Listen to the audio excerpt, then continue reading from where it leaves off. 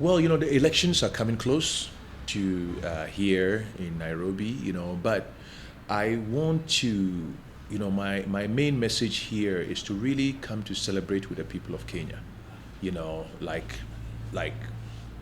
we need to understand that the elections are meant to bring us all together and also be able to create, a shared future for all of us.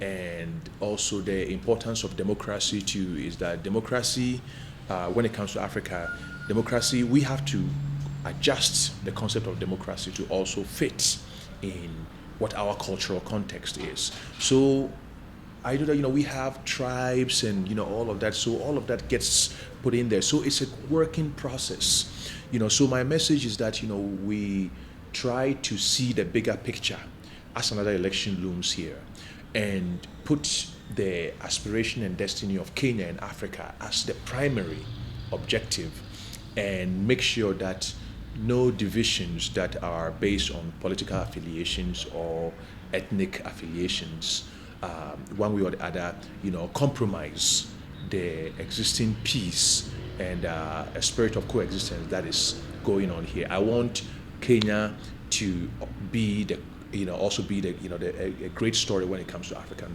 democracy.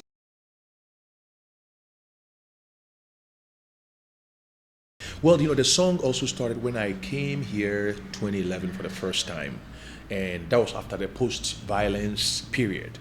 And I was traveling around, really in love with the city, in love with the people, in love with the food, and also, it was also being from West Africa too. It was really my connection to my East African brothers and sisters. So then there was also the sadness in my heart to knowing that there had been such political violence that has resulted in, brother and sister rising against each other.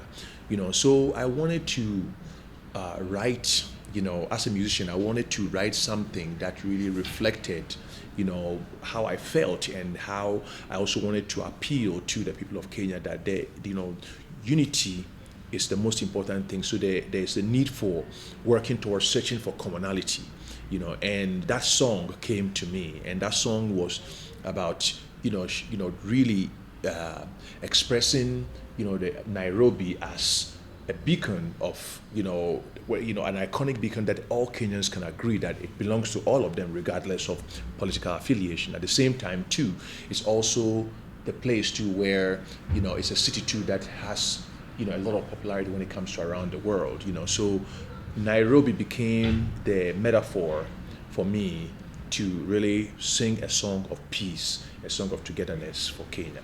And it was also incredible that the goodwill from that song too was part of the Grammy nominated branches the same tree.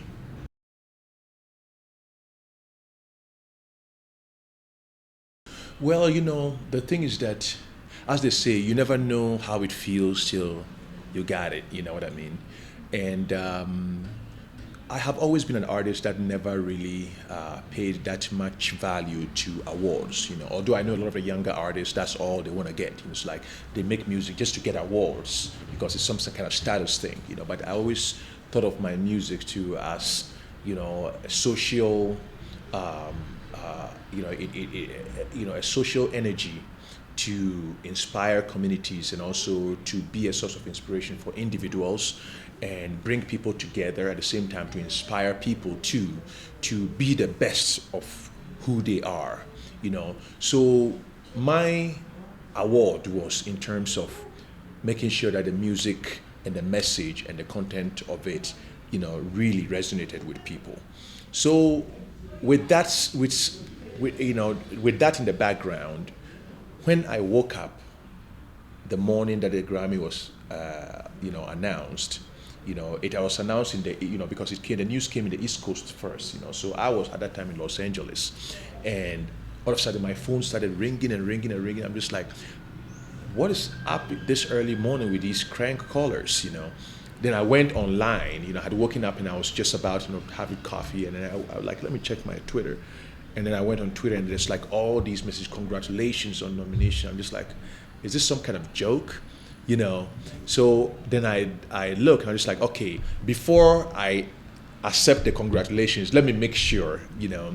Then the phone rang, I picked it, it was a radio station from my country who were all excited, and it's like, oh my God, you know, people are so excited about the news here, you know, your nomination for the Grammy, the first time for Ghana and all that stuff. And it totally hit me that it was really, you know, a reality. But I feel that the album, you know, it all goes back to the album. I feel that the album was really a fully realized body of work, and it really also brought African music of the diaspora, you know, American soul, and so many different divergent influences, and really integrate them in a very wholesome way. So it made it stand out, and that was why it made its way all the way to a nomination. And then post that, being a nominee, it's, you know, it's really, it's incredible, you know.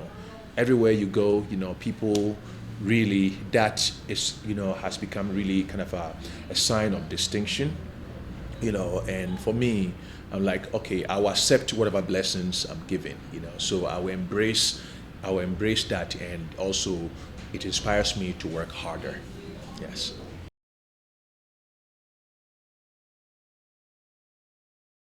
Well, the director of African Thriller, you know, Glenn Wilson, actually has worked with me over the years. You know, he's kind of one of those people who really has been a big fan of my music from a long time, and you know, he just loves, and then also he's just has such a great eye, and his work mostly he's been a photographer for a lot of major movies in the U.S., you know, and he works closely with, you know, Edward Norton.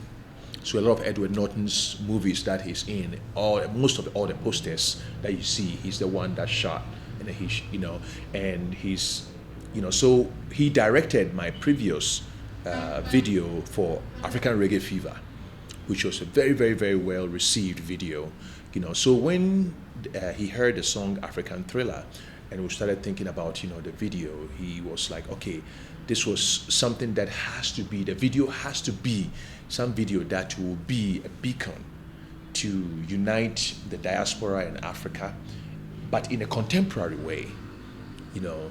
So with those visuals too, at the same time, and he's like, well, another thing, historic event that also reached out to do that was the Thriller in Manila boxing fight between Muhammad Ali and George Foreman, which happened in Zaire.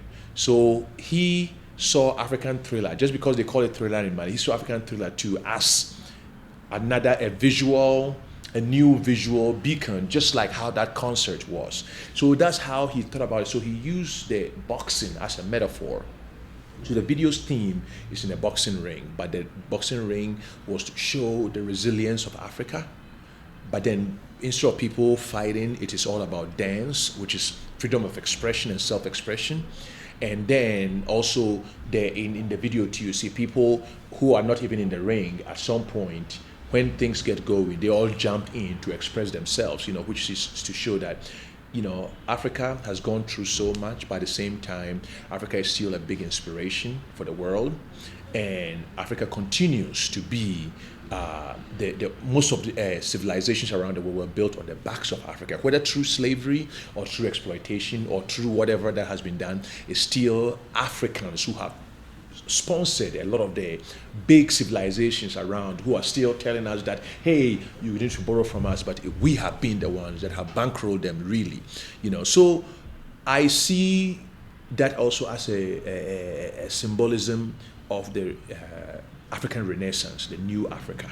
So African Thriller, the video is about that. It's about the new Africa that is emerging. It's modern. It has a lot of Western dimensions. It's traditional. It's cool. It's hip. It's groovy, and it's fun. Yes.